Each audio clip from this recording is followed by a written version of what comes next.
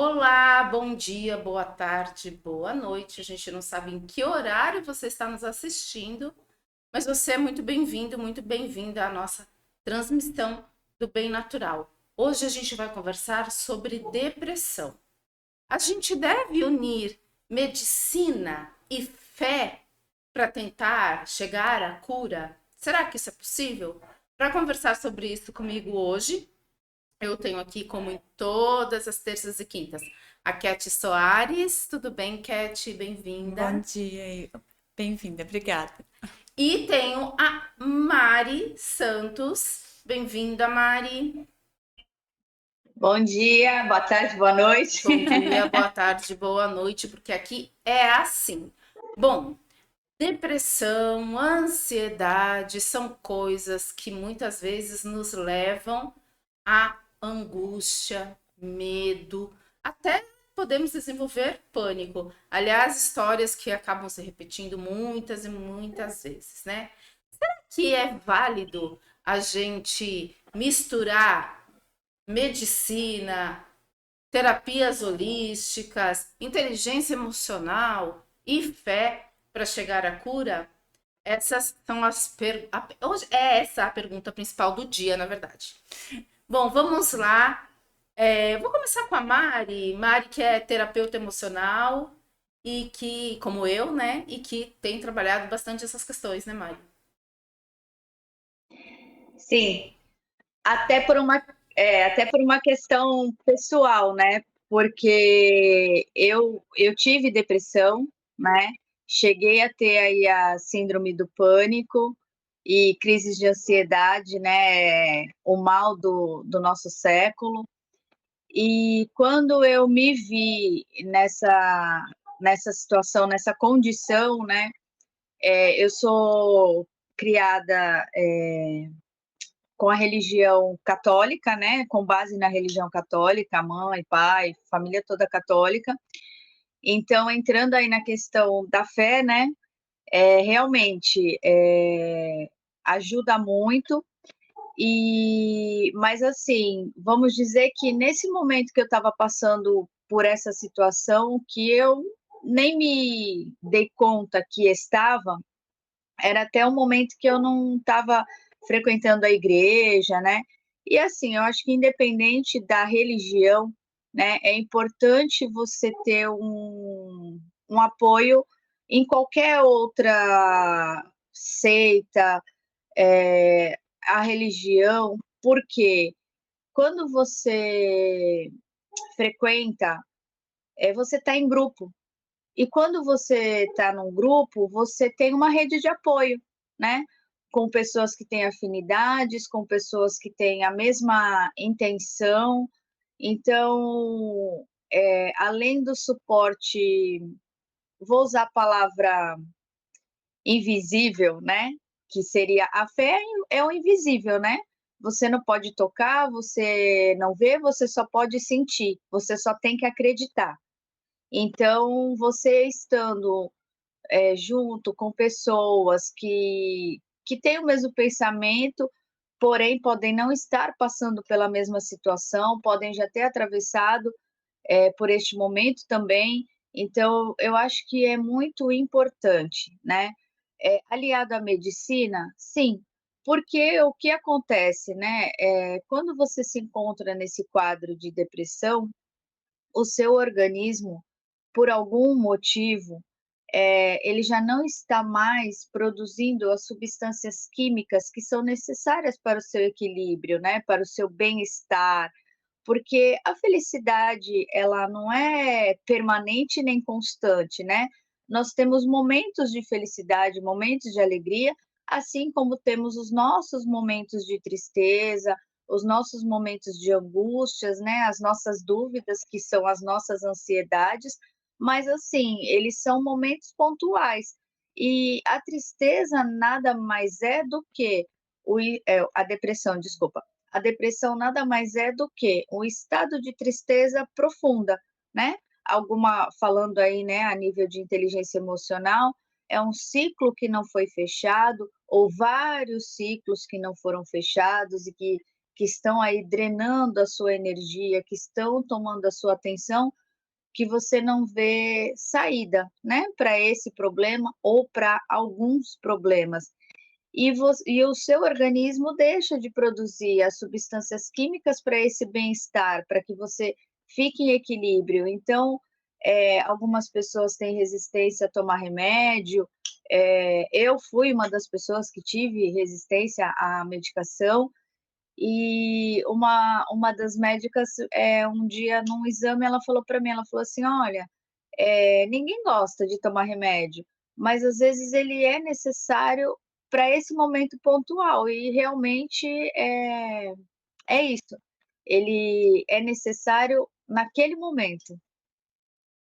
É impressionante isso, Mari, porque as nossas histórias, elas acabam, eu acho que meio que se confundindo, Sim, né? sim. Porque a gente passa mesmo por esses momentos. Eu, quando descobri que tinha depressão e ansiedade lá em 2013, 2014, eu também não queria tomar remédio. O meu psiquiatra me mandava ir para terapia e eu falava: não, imagina, eu não preciso de terapia, eu resolvo sozinha, E né? é interessante você falar isso, ela também, é porque a questão da saúde mental, ela tem um preconceito muito grande, né? É, Gigante. gigante, assim, de que você não pode ir ao psiquiatra, de que você não pode tomar o remédio. E existe momento em que você precisa, sim, do suporte do remédio. A questão da fé, a fé, ela tem que existir sempre, né? Ela é o que nos move. E seja lá a fé no que você quiser ter. Não importa se você é cristão, se você é espírita, se você é agnóstico ou ateu, não importa. Em algo você maior do que você, Você né, vai do que nós, acreditar. você precisa acreditar para ter fé para poder continuar.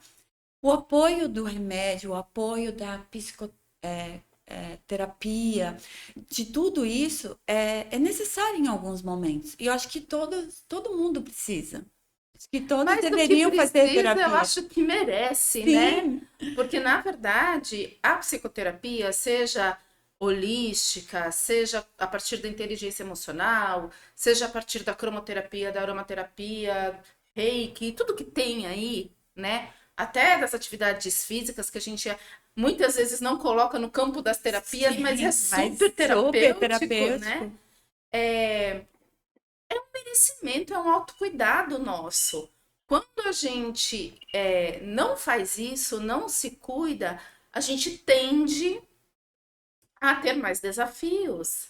E isso é super E é normal. importante que as pessoas entendam que hoje a ciência, né, a medicina, ela já tem recursos para ajudar as pessoas de uma forma mais concreta, né? Eu diria assim, de uma Uhum. forma mais concreta, porque antes tudo era depressão, né? Tudo era depressão. E hoje Ou já mimimi, né? existe, exatamente. E hoje já existe diagnóstico para vários tipos de transtornos Exatamente. diferenciados. Então, precisa sim procurar ajuda para resolver essas questões, desenvolver as habilidades emocionais que vão fazer com que você consiga lidar melhor com essa questão da depressão, principalmente, né? Uhum. Porque se você permite e lembrar sempre que alegria, tristeza, todos esses sentimentos, angústia, todos esses sentimentos, eles fazem parte de nós. O que você não pode permitir é que as emoções ruins façam festas em você, né? Se permitir ficar ali arrastando aquela tristeza por dias e dias até se afundar de verdade, que é onde você não vai conseguir sair sozinho. Exatamente. E aí, entendendo, né, Mari, que a depressão, na verdade, é uma saudade do que passou, né? É um não fechar de ciclos, como a Mari disse, e aí a gente fica querendo, de alguma maneira, ou de todas as maneiras, reviver esse nosso passado, porque a gente tem essa melancolia, esse sentimento de, naquela época era melhor. E a ansiedade é você querer viver o futuro rapidinho, você querer que chegue, né? E aí, quando você tem os dois transtornos, Seria a prisão no passado e o excesso de futuro? exatamente, Dessa e aí forma? você fica muito, né? Ora eu estou querendo reviver o passado, ora eu estou querendo viver ansiosamente o futuro. E aí isso leva ao É, desequilíbrio químico. E aí a gente precisa do apoio do medicamento. Mesmo que a gente faça as sim, terapias todas, a gente precisa do medicamento. Fala, e Maria. sim, algumas, né, colocações diante do que vocês falaram aí, né? O pensamento preso no passado, a vontade de saber o futuro, né? Essa questão do passado também entra muito em situações assim, né? Se eu tivesse feito, se eu tivesse agido assim, se eu tivesse feito aquilo, se eu tivesse resolvido, se eu tivesse tido tempo. Então, a gente não tem mais o poder, né? Entender isso é muito importante, que a gente não tem o poder, né? Que a gente acha que tem o controle de resolver tudo, mas está tudo certo do jeito que está, né? As coisas aconteceram da forma que aconteceram e nos levaram até onde nós estamos, né? Onde chegamos. E elas foram preciso que elas acontecessem para que nós amadurecêssemos, para que nós evoluíssemos, porque ninguém cresce, né? Ninguém evolui, ninguém melhora ficando na zona de conforto, né? Infelizmente, essa é uma realidade que a gente às vezes não quer aceitar, porque o sofrimento ele faz parte da vida, seja ele de forma mais leve, seja ele mais duro, né? Mais dolorido, mas ele faz parte. E uma outra colocação, né, sobre a questão da atividade física que a Ivy falou, entra como terapia também, principalmente porque não é só o momento do autocuidado, né? Durante a atividade física, você está liberando essas tais substâncias químicas que a gente falou, que são tão importantes no bem-estar, né? A serotonina, a ocitocina, que são hormônios do bem-estar, que muitas das vezes a gente não está conseguindo produzir, né? O nosso organismo é muito inteligente, né? Ele veio prontinho com tudo que a gente precisa. E as nossas ações, a falta delas no decorrer da nossa vida fazem com que ele pare de alguma forma de produzir essas substâncias que a gente tanto precisa, né? E a gente acaba entrando num círculo vicioso, né? De assim, hoje eu tô com preguiça, hoje eu trabalhei muito, hoje eu me aborreci, hoje eu tô cansada, hoje eu não vou, né? Fazer seja qual for, qual atividade for, né? E aí você começa a não ir, e aí você começa a aumentar a falta daquilo que você precisa. E também, né, além de você estar na atividade física produzindo tudo isso, você ainda está em contato também com outras pessoas, você está ali conversando, é um momento que você está se desconectando da sua rotina, da sua realidade, do seu problema, é um momento que você está ali para você e com os outros, né? Então, isso também é muito importante. Exatamente. Outro dia eu estava numa imersão de espiritualidade e a gente, em linhas gerais, a gente estava tratando justamente dessa questão, né? Eu e eu com Deus, seja lá quem for esse Deus, Sim. né? E eu e os outros, porque nós somos seres humanos feitos para viver em comunidade. Exatamente. Uma rede de apoios é a coisa, a Mari está falando, é correto isso. Uma rede de apoio é muito importante na vida da pessoa, porque a depressão faz com que ela vá se afastando de tudo, né? De todas as pessoas, vai fazendo com que ela se isole. Sim, Então, ter essa rede de apoios, ter pessoas que te incentivem você a ir fazer o esporte, a conseguir ir fazer as coisas, nem que seja dar o primeiro passo, sabe? exatamente. É importantíssimo você ter isso na E vida. até de se alimentar melhor, né? Porque Sim, muitas vezes a pessoa com depressão, ela também fica com um senso crítico muito alto, ela acaba se largando. Então, é aquela. Se a gente estiver falando de uma mulher, normalmente ela fica jogada, de pijama o dia inteiro, cabelo preso, amarrado de qualquer maneira, não passa um batom, não que isso seja obrigatório, Sim, mas assim, ela não se ela não se cuida, cuida. ela tá sempre acabada mesmo, além de todas as distorções cognitivas, né? O e se, que a Mari falou, o tentar prever o futuro, que a gente também falou quando a gente tem Nós a não temos o ansiedade, controle disso, achar que tem o controle de não tudo tem. quando a gente não tem, e isso tudo leva a uma coisa que eu acho que todo depressivo sofre, que é o sentimento de culpa. Ele se sente culpado, ela se sente culpada por todas as coisas que acontecem no mundo, inclusive se está sol, se está chovendo, se o trânsito parou, né? A pessoa que é depressiva, ela tende a se culpar por todas as ações feitas por todas as outras pessoas e parece que ela carrega o mundo nas É costas. como se o mundo fosse contra ela, isso. Seria uma Exatamente. sensação de que tudo que acontece é ruim. E a mania de perseguição, né? Ah, sim, faz Aí ela sentido, pode é. desenvolver a mania de perseguição, a síndrome do impostor e muitas vezes colocar a capa da heroína, porque aí ela se sente responsável por mudar todas as coisas. E tudo isso pesa ainda mais, Sim. né? Vai Então ficar é um um peso ciclo, insustentável, né? fica insustentável. E é por isso que sim, precisamos da fé, de É, viver em sobre, comunidade. sobre o que a Kelly falou, né? A questão do preconceito, né, em procurar ajuda, porque, assim, sempre você vai no psiquiatra, você é louco, né? Então, às vezes você é assim, eu sou uma pessoa tão ativa, tão bem-humorada, como que eu posso estar com depressão? Então, a depressão, ela acaba sendo muito mascarada, né?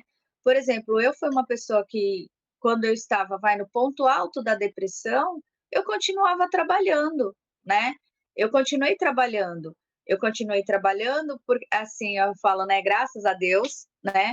Eu tinha aí um senso de responsabilidade muito forte, não que as outras pessoas não tenham, né? Mas assim, tinha essa força dentro de mim que eu ainda pensava nos outros. Caramba, não posso deixar minha amiga sozinha, não posso deixar meu chefe sozinho, vai prejudicar o trabalho. Então, assim, essa foi a engrenagem que me moveu e que me levou todos os dias, né?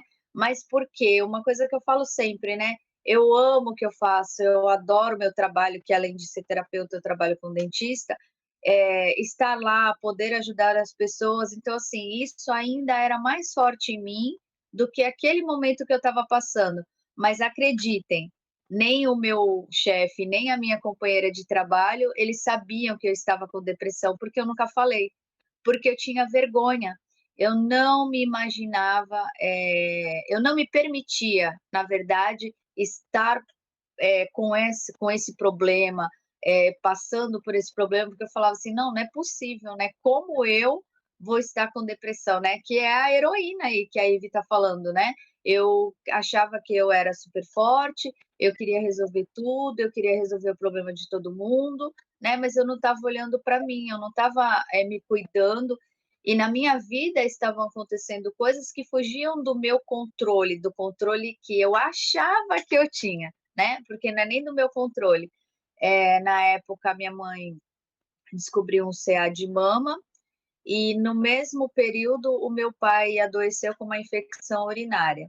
Acabou que a minha mãe operou, ficou bem, graças a Deus está aí com saúde com seus 73 anos, e o meu pai faleceu antes dela começar o tratamento de quimioterapia, tem aí 16 anos de falecimento. Então, foram os dois adoecendo, né? Os meus dois super-heróis adoecendo juntos e eu achando que eu podia salvar os dois, né? Então, foi um período muito crítico e eu envolvida em médico e vai, e resolve, e leva para exame, faz isso, faz aquilo, e trabalhando, não pedindo ajuda para ninguém, querendo resolver tudo, e aí não me permiti. E aí, após o falecimento dele, durante o tratamento da minha mãe, me afastei da atividade física, afastei das minhas atividades que eu fazia trabalho voluntário na igreja, então eu fui me fechando. E de repente eu estava ali, me sentindo sozinha e fraca. Porque é exatamente isso que acontece. A gente se afasta da comunidade que a gente tanto precisa, da rede de apoio que a Cat fala aqui, e aí a gente vai se largando, esquecendo de quem somos e não nos colocando em primeiro lugar. Porque ainda que você queira ajudar sua mãe, cuidar da saúde dela, cuidar da saúde do seu pai e todas as outras coisas que a gente abraça no nosso cotidiano, a gente precisa Filho, ainda assim marido. se Primeiro, colocar em primeiro lugar. E a nossa tendência, especialmente das mulheres, não estou falando que os homens não fazem isso, mas especialmente nós mulheres aprendemos que a gente coloca todo mundo na fila e um dia, quem sabe, se sobrar um tempinho, a gente vai se vai fazer alguma coisa por nós. E aí isso nos isso. E leva a outra também a coloca essas Isso é tão questões, né? errado, né? Porque é tão. Se você não cuidar de você primeiro, se você não estiver bem, como que você vai irradiar essa luz, essa energia para as pessoas que estão ao seu redor?